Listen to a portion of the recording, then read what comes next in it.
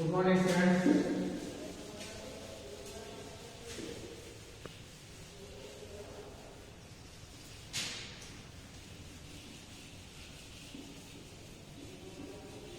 So,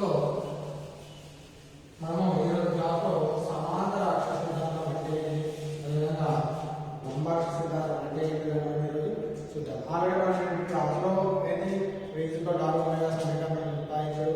ఓకేనా? అదేవిధంగా కోణీయ త్వరణం మరియు చార్ట్ల మధ్య సంబంధాన్ని రాబట్టుగా, అదేవిధంగా కోణీయ ద్రవ్యవేగం అంటే ఏమిటి, ఓకేనా, దాన్ని వివరించండి, ఓకేనా, దానికి కొన్ని 2-3 ఎగ్జాంపుల్ ఇవ్వండి అని మనము చూసాం. సో వెరీ ఇంపార్టెంట్ క్వశ్చన్స్ అవి. మళ్ళీ ఒకసారి మీరు చాలా ఒకసారి చూసుకోండి, రివిజన్ కూడా చేసుకోండి. 4 మార్క్స్ మనకు ఎక్కువ శాతం ఉండడానికి చాలా సార్లు అడిగిన క్వశ్చన్ ఉంది. దాంతోపాటు ద్రవ్యరాశి కేంద్రం మరియు గరిమనాల మధ్య తేడాలు, ఈ 4 క్వశ్చన్లు అనేవి ప్రతిసారి మనకు కంపల్సరీ ఒక క్వశ్చన్ రావడం జరుగుతుంది. కాబట్టి మీరు ఒకసారి దాన్ని రివిజన్ చేసుకోండి. సో ఈరోజు క్లాస్లో మనము సమాంతర అక్ష సిద్ధాంతాన్ని వివరించండి, నెక్స్ట్ లంబాక్ష సిద్ధాంతాన్ని వివరించండి. యాక్చువల్లీ 8 మార్క్స్ క్వశ్చన్, కానీ ఒక్కోసారి మనకు 4 మార్క్స్లో కూడా అడుగువచ్చు అని మనము దాని గురించి మనం టాపిక్ చెప్పుకోవాలా, ఇందులో ఉంది కాబట్టి మనం టాపిక్ కంటిన్యూ చేద్దాం. ఓకేనా? సో ఫస్ట్ ఏంటి, సమాంతర అక్ష సిద్ధాంతాన్ని తెలపండి అని వివరించండి లేదా తెలపండి అని అడగడం జరుగుతుంది. సో మనం సమాంతర అక్ష సిద్ధాంతం చెప్తాం. ఓకేనా?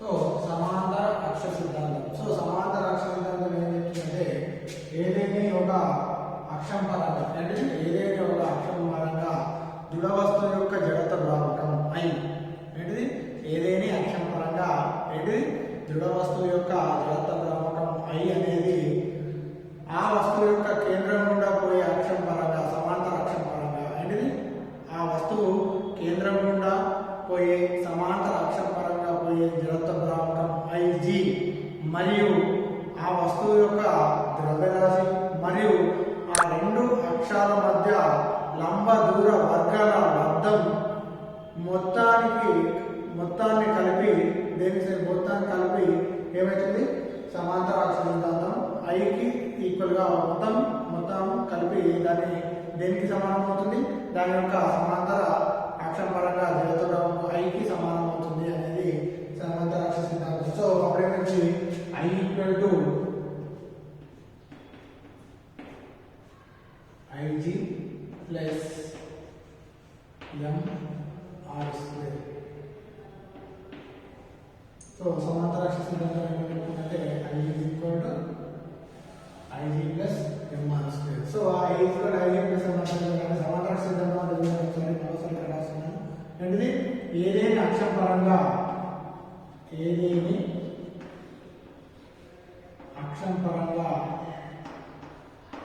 దృఢ వస్తువు యొక్క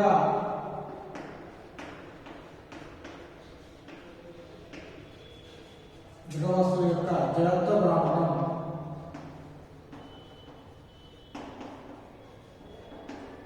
ద్రావకం ఐ, సరేనా, జడత్వ ద్రావకం ఐ ఏదైనా అక్షం పరంగా దృఢ వస్తువు యొక్క జడత్వ ద్రావకం ఐ. నెక్స్ట్ ఏంటి, వస్తువు కేంద్రం అంటే గుండా పోయే సమాంతర అక్షం పరంగా జడత్వ ద్రావకం ఐజి. సో ఐజి అంటే ఐజి మరియు వస్తువు ద్రవ్యరాశి ఎం 2 అక్షాల మధ్య లంబ దూరం ఆల వర్గంల లబ్ధం మొత్తాన్ని కలిపి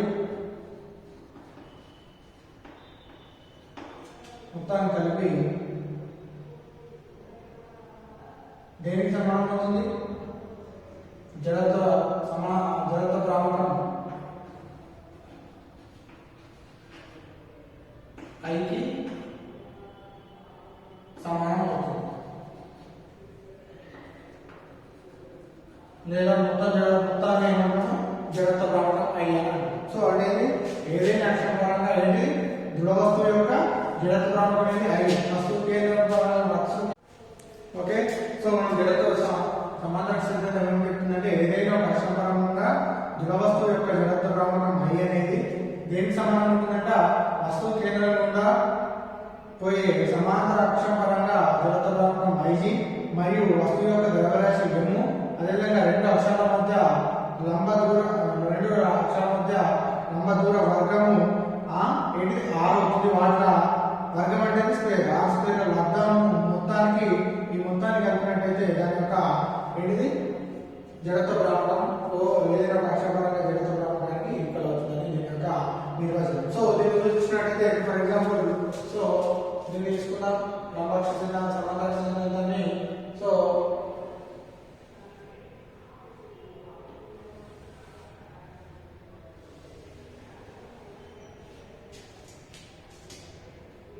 ఇక్కడ ఏదైనా ఒక అక్షరాన్ని తీసుకుంటున్నాం.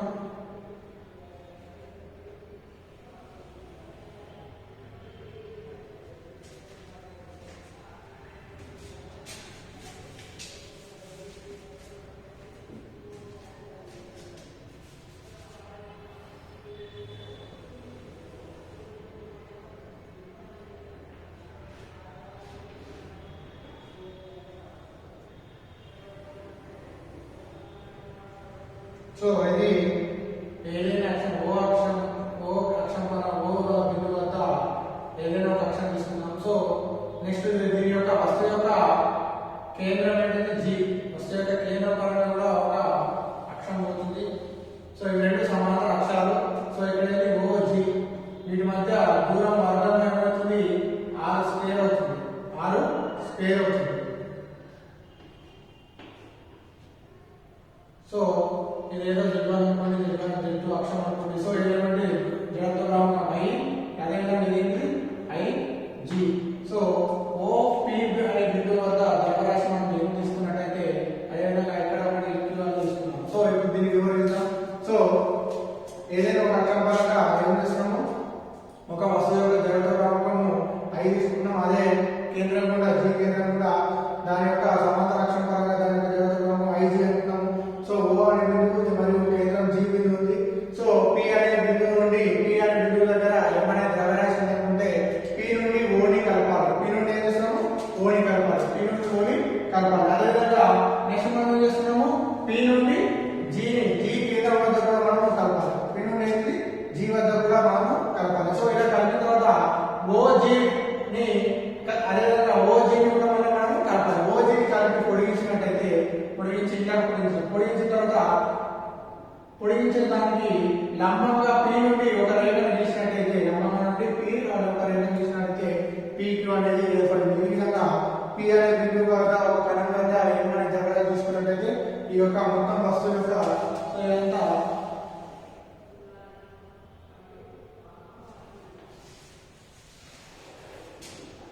ఓకేనా?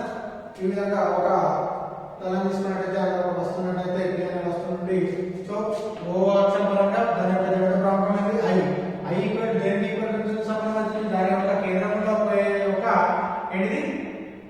జడత్వ భ్రామకం జీ కూడా పోయే జడత్వ భ్రామకం అవుతుంది. జీ ఏమవుతుంది? ఐ జీ అవుతుంది.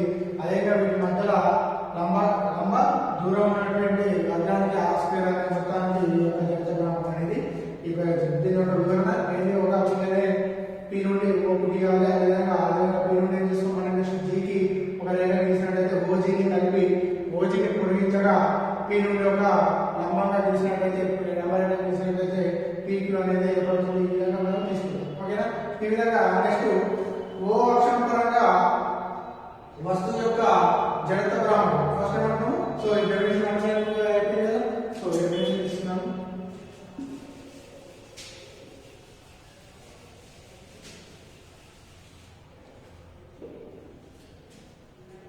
సో ఫస్ట్ ఓ పరంగా ఓ కేంద్రం ఓ పరంగా ఓ అక్షం పరంగా వస్తువు యొక్క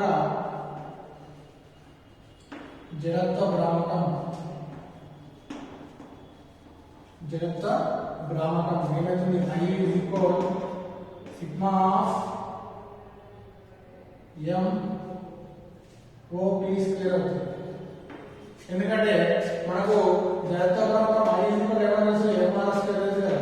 సో దీని ప్రకారంగా I is equal m అంటే సో ఇక్కడ చూడండి దీనికంటే ముందు I అనేది ఓ అక్షం పరంగా అనేది జడత్వ భ్రామకం. అదేవిధంగా IG అనేది G కేంద్రం పరంగా వస్తువు యొక్క జడత్వ భ్రామకం. అదేవిధంగా m అనేది సిగ్మా ఆఫ్ m మొత్తం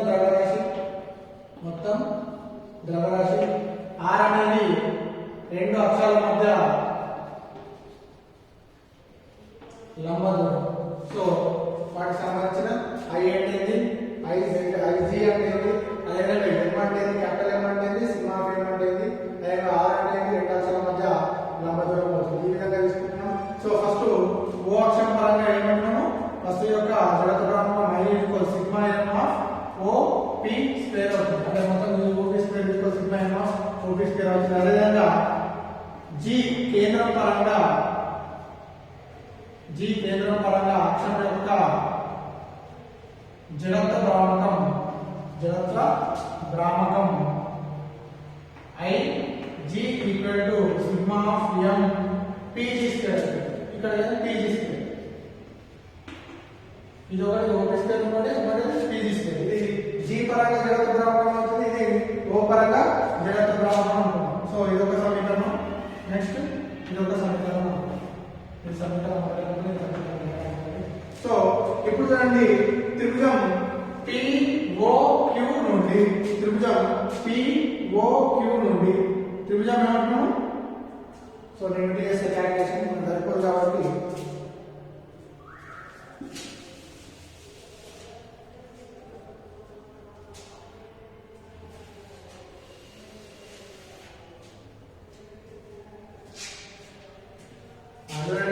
త్రిభుజం POQ నుండి. సో మనము సిద్ధాంతాన్ని వివరించడం నెక్స్ట్ ఆ యొక్క సమాంతర సిద్ధాంతాన్ని రాబడుతుంది. అంటే I equal IG plus m square మనము రాబడుతుంది. ఓకేనా. సో త్రిభుజం POQ నుండి POQ నుండి అప్పుడు ఏమవుతుంది PO నుండి ఏమవుతుంది OP స్క్వేర్ కరణం స్క్వేర్ భుజం square plus Shakti square plus OP square is equal to OQ square plus అదేవిధంగా PQ స్క్వేర్. ఓకేనా. సో ఇది OP square is equal to OP square equal to ఇది మొత్తం OQ స్క్వేర్ అంటే OQ అంటే ఏమనుకోవచ్చు OG plus next అంటే GQ whole square గా రాసుకోవచ్చు కదా, మిగిలినది PQ స్క్వేర్. ఓకేనా. సో ఇది చూడండి ఇది ఎట్లుంది m plus b whole square రూపంలో ఉంది కాబట్టి OG square plus GQ square plus 2OG into GQ plus PQ square. ఇవన్నీ ఒకసారి రాస్తున్నాము. OG square is equal to OG square plus GQ square plus PQ square plus 2OG plus GQ. So OP square. ఓకేనా. So కానీ చూడండి మనకు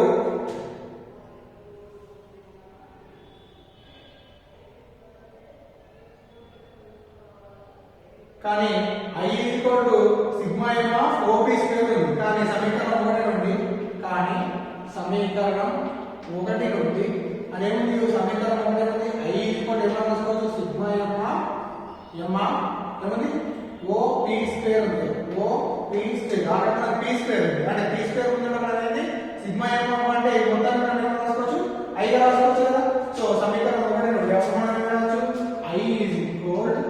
sigma M OP square value ఎంత ఈ మొత్తం OP square is equal OP square ఏమవుతుంది OG square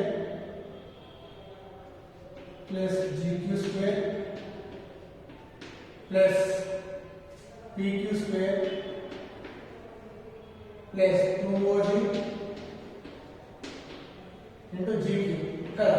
so అప్పుడు ఈ సిగ్మా ఎం ఆఫ్ మొత్తం లోపలికి గుణిస్తున్నాం. అప్పుడు sigma M of OG square అదేవిధంగా plus sigma M of GQ square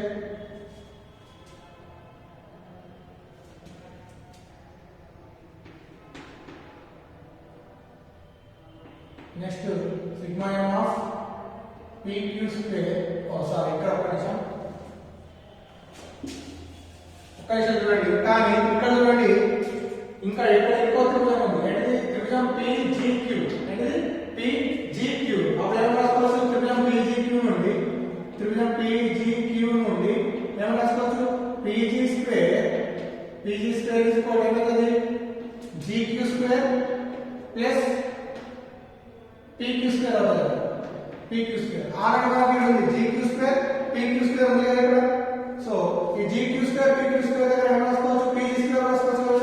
so అప్పుడు ఏం రాసుకోవచ్చు I equal to sigma M of OG square plus ఈ మొత్తాన్ని ఏం రాసుకున్నాం PG స్క్వేర్ గా రాసుకుంటాం. PG స్క్వేర్ ప్లస్ మిగిలింది 2OG ఇంటూ GQ. ఓకేనా. ఇక్కడ చూడండి I equal sigma M of లోపల వేసినప్పుడు OG square plus sigma M of PG square plus 2OG sigma అంతా దీనికి రాస్తున్నా సిగ్మా ఎం ఆఫ్ GQ. ఓకేనా. సో ఇప్పుడు sigma M of OG square sigma M equal మనం ఏమనుకున్నాము ఆల్రెడీ ఎం అంటే ఏమనుకున్నాము సిగ్మా ఎం మొత్తం ద్రవ్యరాశి అంటున్నాం కదా. సిగ్మా ఎం అనేది మొత్తం ద్రవ్యరాశి అంటున్నాం కదా. OG అంటే OG ఈక్వల్ ఏమవుతుంది OG ఈక్వల్ టు R కదా. సో ఇక్కడ రాస్తున్నా ఇక్కడ sigma M is equal to capital M. అదేవిధంగా నెక్స్ట్ ఏమైంది OG ఈక్వల్ ఏమైనా చేసాం మనకు పటం నుండి R. సో ఇవాళ ప్రతిక్షేపించండి. సో అదేవిధంగా ఎక్కడ sigma M of PG square అంటే సమీకరణం 2 నుండి సమీకరణం ఏమైంది sigma M of PG square equal ఏమైంది IG కదా. సో ఈ మూడు విలువలు ఇలా ప్రతిక్షేపించండి. So I equal to sigma M of OG square అనేది M అంటే క్యాపిటల్ M OG స్క్వేర్ అనేది R square MR square plus next ఏంటి sigma M of PG square అనేది IG ప్లస్ అదేవిధంగా 2OG sigma M of GQ plus 2OG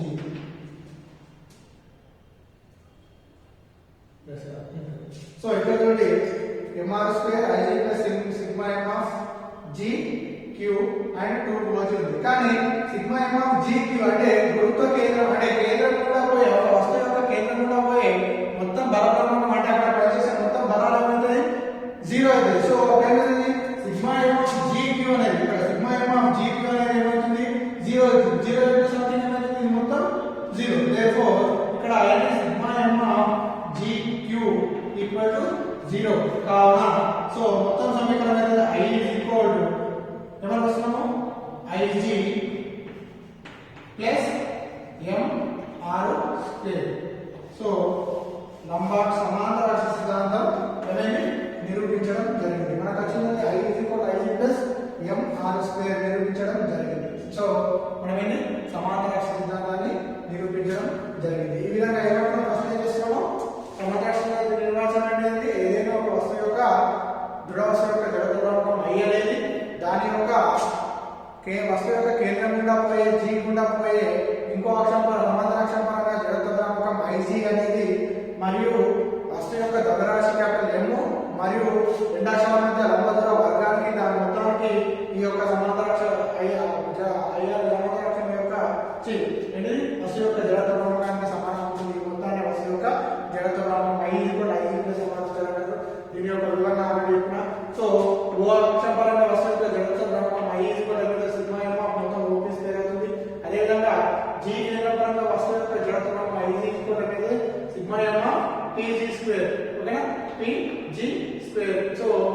ఈ విధంగా రెండు సమీకరణాలు వస్తాయి. కాబట్టి త్రిభుజం POQ నుండి లంబకోణం నుండి OP square OQ square plus PQ square, కానీ OQ అనేది OG ప్లస్ GQ కాబట్టి హోల్ స్క్వేర్ అవుతుంది. So A plus B whole square కాబట్టి దీన్ని మొత్తం విడదీస్తాం, అప్పుడు OP స్క్వేర్ కి వాల్యూ వస్తుంది. కానీ సమీకరణం ఒకటి ఏముంది, I equal sigma m of OP square, అంటే మనం I తీసుకున్నప్పుడు OP స్క్వేర్ కు ముందర సిగ్మా m ఉంటే అంటే I equal to sigma m of OP square ఉంది. OP స్క్వేర్ వాల్యూ వచ్చింది కాబట్టి సమీకరణం ఒకటిని తీసుకొని OP స్క్వేర్ అని రాస్తున్నాం.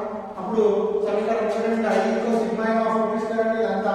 కానీ త్రిభుజం PGQ నుండి చూడండి, త్రిభుజం PGQ నుండి PG square equal GQ square plus PQ square కదా. PG స్క్వేర్ ఈక్వల్ ఏమవుతుంది, GQ square plus PQ square అవుతుంది. సో అంటే ఇక్కడ ఆనమనం PQ square plus GQ square ఉంది కాబట్టి దీని దగ్గర మనం PG స్క్వేర్ ప్రతిక్షేపిస్తాం. అప్పుడు ప్రతిక్షేపించినట్లయితే సిగ్మా m మొత్తం లోపల పంపిస్తే ఈ sigma m of OG square మరియు నెక్స్ట్ ఏమవుతుంది sigma m of PG square, ఇది ఏమైతుంది IG అవుతుంది. ఎందుకంటే సమీకరణం 2 నుండి ఇది సిగ్మా m ఆఫ్ m అంటే మనం ఆల్రెడీ అనుకున్నాం sigma m of m equal అయితే m అనుకున్నాం. అదేవిధంగా OG ఈక్వల్ పటం చేసినట్లయితే R మరియు sigma m of PG square అంటే IG. సో 1 2 3 మూడింటి పై సమీకరణం ప్రతిక్షేపిస్తే మనకి ఏమవుతుంది mr square plus IG sigma m of GQ.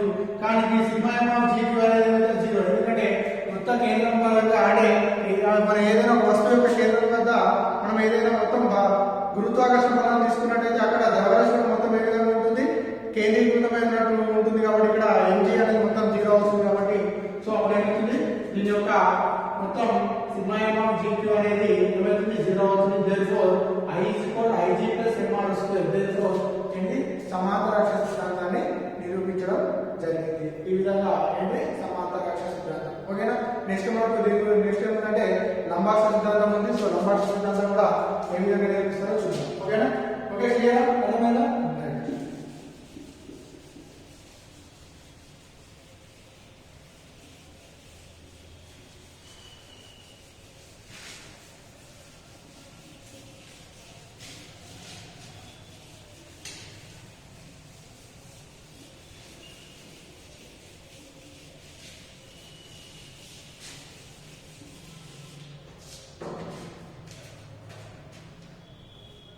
Next లంబాక్ష సిద్ధాంతం.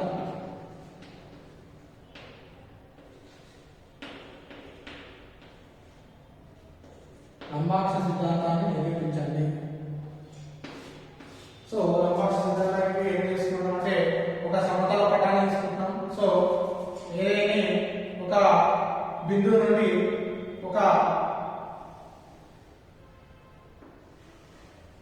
అక్షరం తీసుకుంటున్నాం. అదేవిధంగా అదే బిందువు గుండా పోయే ఇంకో 2 అక్షరాలకు మొత్తానికి ఈ బిందువు గుండా పోయేది సమానం అవుతుంది. సో ఈ విధంగా చేసుకుంటున్నాం. సో దీన్ని ఏమనుకుంటాం Z అక్షరం అనుకుందాం. సో దీన్ని అక్షరం అనుకుందాం Z అక్షరం. నెక్స్ట్ X అక్షరం Y అక్షరం.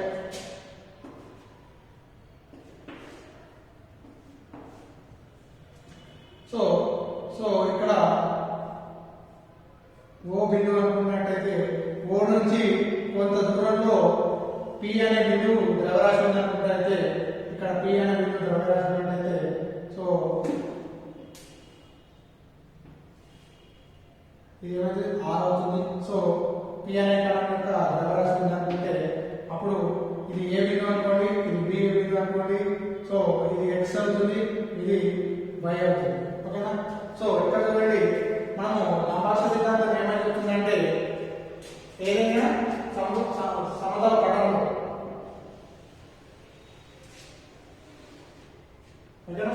ఏదైనా ఒక సమతల పటంలో ఒక బిందువు గుండా లంబంగా పోయే అక్షరం పరంగా దాని యొక్క జడత్వ ద్రావకం అదే బిందువు గుండా పోయే 2 లంబ అక్షరాల యొక్క మొత్తం జడత్వ ద్రావకానికి సమానంగా ఉంటుందని చెప్తుంది. ఏంటి లంబాక్ష సిద్ధాంతం.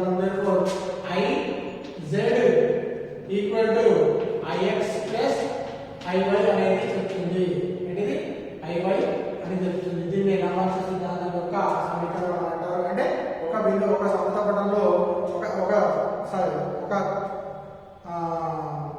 సమతల పటంలో ఒక పట్టణంలో ఒక అంటే ఫర్ ఎగ్జాంపుల్ చూసుకున్నట్లయితే ఒక సమతల పటంలో సమతల పటంలో ఒక సమతల పటంలో ఏదైనా ఒక బిందువు కూడా ఒక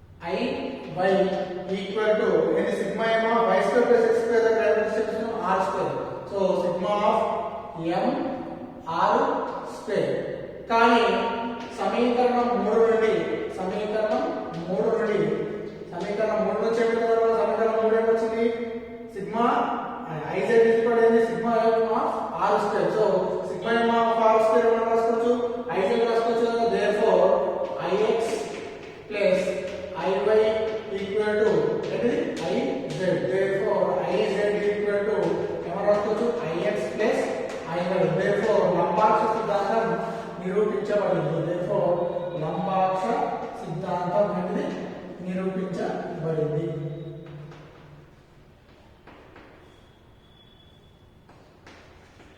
ఓకేనా? ఈ విధంగా లంబాక్ష సిద్ధాంతం తీసుకున్నాం. అంటే లంబాక్ష సిద్ధాంతం చెప్తుంది ఏదైనా ఒక సమతల పటంలో ఏదైనా ఒక బిందువు కూడా లంబాక్షం చేసుకున్నట్టయితే దాని యొక్క జడత ప్రమాణం అనేది మిగతా అదే బిందువు కూడా పోయే రెండు లంబాక్షాల యొక్క జడత ప్రమాణాలను ఈక్వల్ అవుతుంది. ix ప్లస్ iy వచ్చినప్పుడు ఇక్కడ x y z అనేది లంబాక్షం, ix iy z లంబ అక్షం యొక్క జడత భ్రామకాలు అయితే. సో x అక్షం పరంగా వస్తువు యొక్క జడత భ్రామకం అనేది ix m y స్క్వేర్ అవుతుంది. అదేవిధంగా y అక్షం పరంగా వస్తువు యొక్క జడత భ్రామకం అనేది i sigma m of x square. అంటే ఎందుకంటే x అక్షం పరంగా లంబాక్షం అయితే y అయితే, అదే y అక్షం పరంగా లంబాక్షం అయితే x అయితే. So sigma m of y square so sigma m of x square. అదేవిధంగా z అక్షం పరంగా దీని యొక్క లంబాక్షం అయితే r అయితే. So sigma m of r square అంటే m r స్క్వేర్ అవుతుంది సమీకరణం 3. కానీ మనం సమీకరణం 1, 2 నుండి ix ప్లస్ iy చేసినట్లయితే ఏమైతే sigma m of y plus sigma m of x square. So sigma m common ఇస్తే y square plus x square. పటం నుండి ఈ y square plus x square equal to ఏమవుతుంది r స్క్వేర్ అవుతుంది. కాబట్టి therefore ix plus iy equal to sigma m of y square plus x square దగ్గర r square equal to ఏమవుతుంది x square plus y square అవుతుంది. So ఈ r square ను y square plus x square దగ్గర ప్రతిక్షేపించినట్లయితే so ఏమవుతుంది ix plus iy equal sigma m of r square. కానీ sigma m of r square అంటే ఏముంది iz ఉంది కాబట్టి సో దీన్ని iz ని ఇక్కడ ప్రతిక్షేపించినట్లయితే ix plus iy equal to iz అనేది రావడం జరిగింది. therefore iz ఈక్వల్ టు మనకి వచ్చింది sigma iz equal to ix plus iy అనేది రావడం జరిగింది. సో therefore మనం అనేది లంబాక్ష సిద్ధాంతాన్ని మనము నిరూపించడం జరిగింది. ఈ విధంగా సమాంతర సిద్ధాంతం మరియు లంబాక్ష సిద్ధాంతం మనం వివరించడం జరిగింది. ఓకేనా? రేపటి క్లాస్ లో మనం మిగతా దాని గురించి తెలుసుకుందాం. థాంక్యూ.